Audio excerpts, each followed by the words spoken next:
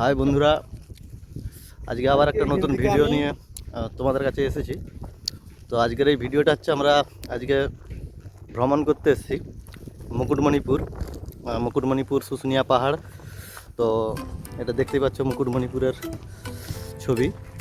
ওই যে দূরে একটা ঘর দেখা যাচ্ছে দ্বীপের মতো, এটাকে বলে সোনার বাংলা। ওইখানে হরিণ আছে, জীবন্ত হরিণ জ্যান্ত, যাকে হাতে করে নিজেই খাবার দেওয়া যাবে, এরকম একটা ব্যাপার। যাই হোক, আমরা ওইদিকে আর যাচ্ছি না, কারণ আমাদের কাছে অনেক বাচ্চা বাচ্চা ছেলে আছে। বোটে করে যেতে হয়, এই যে বোটগুলো আছে, এই বোটে করে যেতে হবে। 50-60 টাকা করে নেয় মাথা পিছু। এই বোটে হয়ে আমাদেরকে যেতে হবে। আর এই হচ্ছে ব্যারেজ, জলের ব্যারেজ। এই সব, এই যে আমার একটা দাদা, এই একটা দাদা, এটা আমার একটা ভাই, আমরা সব এসেছি। আরও আছে অনেকেই, আরও অনেকে আছে, তারা অন্যদিকে আছে।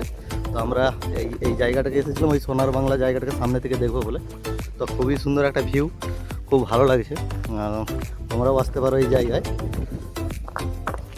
এই দেখতেই পাচ্ছ এই ব্যারেজ, এটা হচ্ছে জলের ব্যারেজ, যেটা হচ্ছে সাধারণত কি হয়, বর্ষাকালে আমাদের মেদিনীপুর এলাকায় বন্যার প্রবণতাটা বেশি থাকে, অর্থাৎ ওই ঘাটালের দিকে।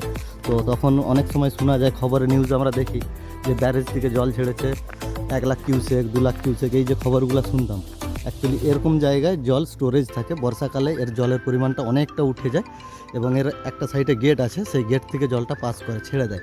সেই জলটা আমাদের শিলাবতী নদী বলো বা কাঁসাই নদী বলো, সেই সব নদীতে জলটা পড়ে যায়, আর যার জন্য আমাদের ওই দিকটা প্লাবন বেশি হয়ে যায়, বন্যা টন্যা হয়ে যায়। দেখতেই পাচ্ছ, তবে খুব সুন্দর একটা ভিউ, জায়গায় জায়গায় চারিদিকে জল, কিন্তু শুধু বীজখানে দেখতেই পাচ্ছ বন্ধুরা, ওই যে দূরে বন হয়ে আছে, একটা দ্বীপের মতো, খুব সুন্দর জায়গা, খুব একটা সুন্দর ভিউ।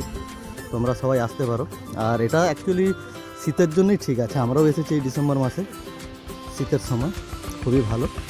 তো এটা এখানে দেখালাম, এরপরে আরও অনেক ভিউ তোমাদের সামনে তুলে ধরবো।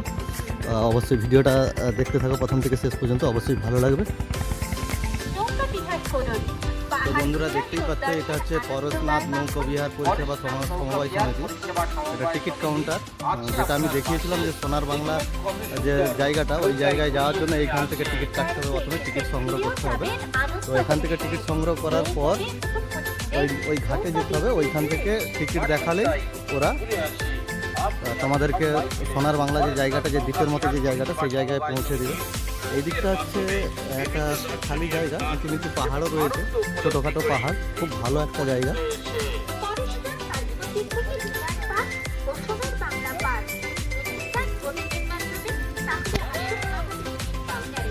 এই শীতের সময় অনেকে পর্যটক আসে এখানে, অনেক রকম, অনেক দূর দূর থেকে পর্যটক আসে। খুব সুন্দর ভিউ, দেখতেই পাচ্ছ বন্ধুরা। যে কেউ আসতে পারে এই জায়গায়। আর বেশি আমাদের মেদিনীপুর থেকে আসতে বেশি খরচা নেই, খুবই কম খরচের মধ্যে একটা ভালো জায়গা। এখানে দেখতেই পাচ্ছ বন্ধুরা, এখানে পুলিশ ফাঁড়ি একটা রয়েছে, মানে পুলিশ সহায়তা কেন্দ্র। কারো কোনো অসুবিধা হলে এখান থেকে যোগাযোগ করলে সমস্ত রকম সহযোগিতা, সাহায্য পাওয়া যায়।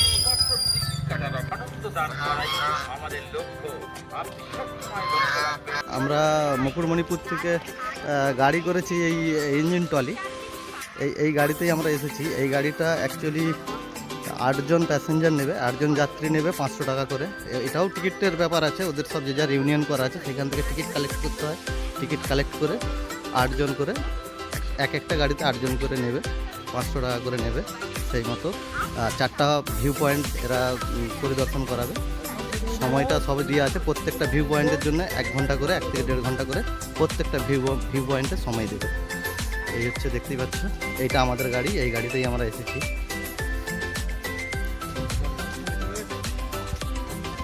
আর ওই দূরে একটা খুব সুন্দর জায়গা, একটা পাহাড়ের ঢাল রয়েছে, দেখতেই পাচ্ছ, খুব সুন্দর রঙিন রং করা আছে। টুরিস্ট এলাকা, খুবই ভালো, খারাপ না। আর এই দিকটা দেখতেই পাচ্ছ, এই সেই ব্যারেজ। আর ওই দূরে একটা নৌকো যাচ্ছে, বোট যাচ্ছে। ওই বোটের সিস্টেমটা অনেক রকম, ওই বোটে করেও 4-5টা ভিউ পয়েন্ট ওরা দেখায়। তার জন্য সর্বনিম্ন 50 টাকা আছে, সর্বঊর্ধ্ব 150 টাকা প্রতি জন পিছু।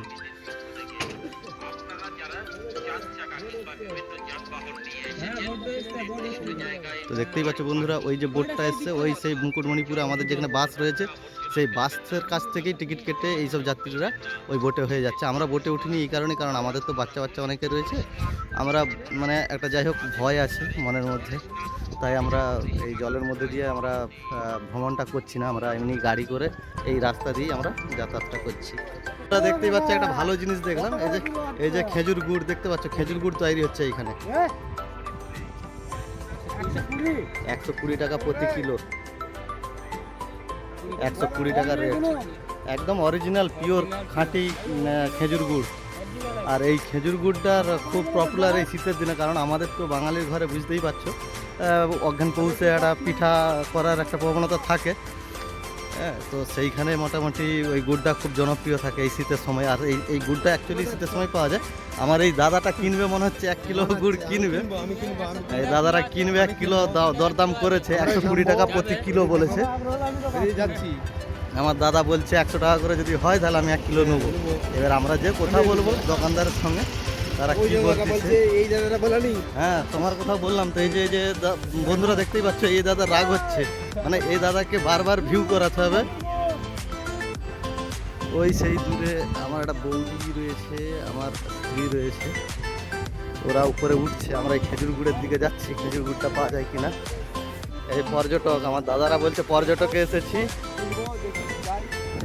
এই হচ্ছে ব্যাপার। এইখানে খেজুর গুড়টা আদৌ অরিজিনাল কিনা সেটাও একটা দেখার ব্যাপার আছে, সেটা আমরা জানবো অবশ্যই। এটা এটা এটা এটা কি একদম অরিজিনাল তো? অরিজিনাল তো, এতে কোনো মানে ভেজাল টেজাল কিছু নেই তো? আচ্ছা, এই দেখতেই পাচ্ছ বন্ধুরা, এইভাবে খেজুর গুড় হয়। এই একটা ভাটি করেছে, উনুন যেটাকে আমরা বলি, এটা উনুন ঠিক না কি জানি না, যাই হোক এখানে এই খেজুর গুড় রসটা, এটা রস ফুটছে তাই তো, একদম ডাইরেক্ট গাছ থেকে যে রসটা হয়, সেই রসটা, খেজুরের যে রসটা হয় সেই রসটা নিয়ে এসছে, সেই রসটাই এখানে ফুটাচ্ছে।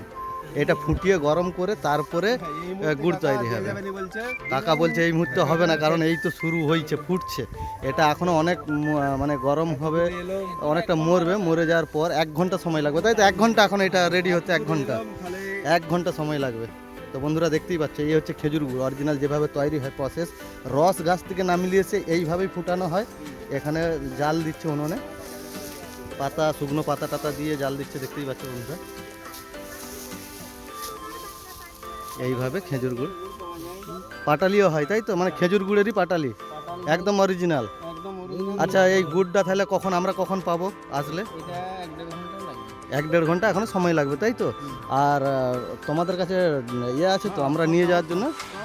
ঠিক আছে, ডাব্বা যা যেটা লাগবে অবশ্যই দিয়ে দিবে, দাদারা প্রোভাইড করবে এটা। আচ্ছা, আর এই টিনগুলো কি জন্যে?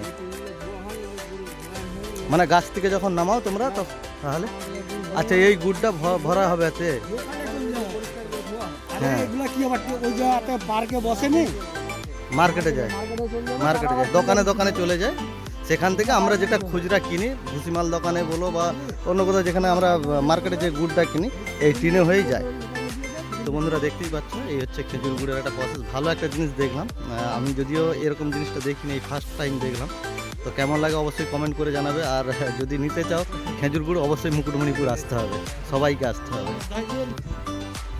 তো বন্ধুরা দেখতে পাচ্ছ, এই একটা পরেশনাথ অবেদ ভবতীর্থ একটা গেট, এখানে সম্ভবত একটা মন্দির আছে, মন্দির আছে, যেটা আমি এখানে লোকের কাছে জিজ্ঞাসা করলাম, 2-1 মানুষকে জিজ্ঞাসা করলাম।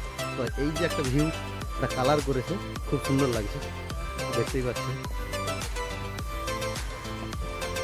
এইটাই হচ্ছে একটা মেন ভিউ পয়েন্ট। একটা আমরা যে এসেছি ফার্স্ট টাইম ভিউ পয়েন্ট এটাই দেখলাম 1 নম্বর।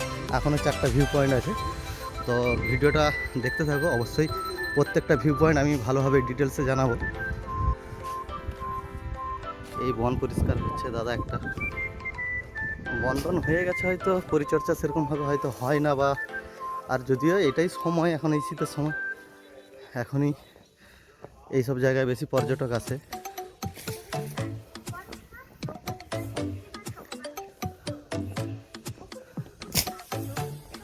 আমি হেঁপে যাচ্ছি।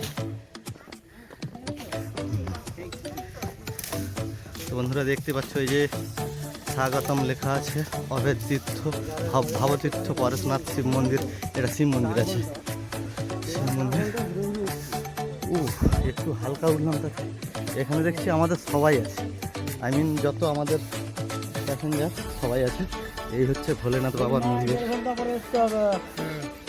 হর হর মহাদেব।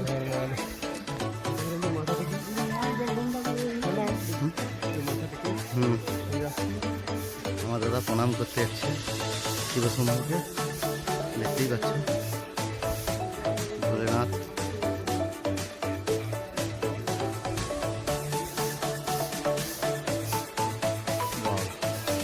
এক্সেলেন্ট। আমার দাদা তার মনস্কামনা হয়তো ভোলেদেবকে বলছে, পরশনাথকে, দেখতেই পাচ্ছ। এই হচ্ছে একটা ভিউ পয়েন্ট। আমাদের সব লোকেরা এইখানে সব আছে।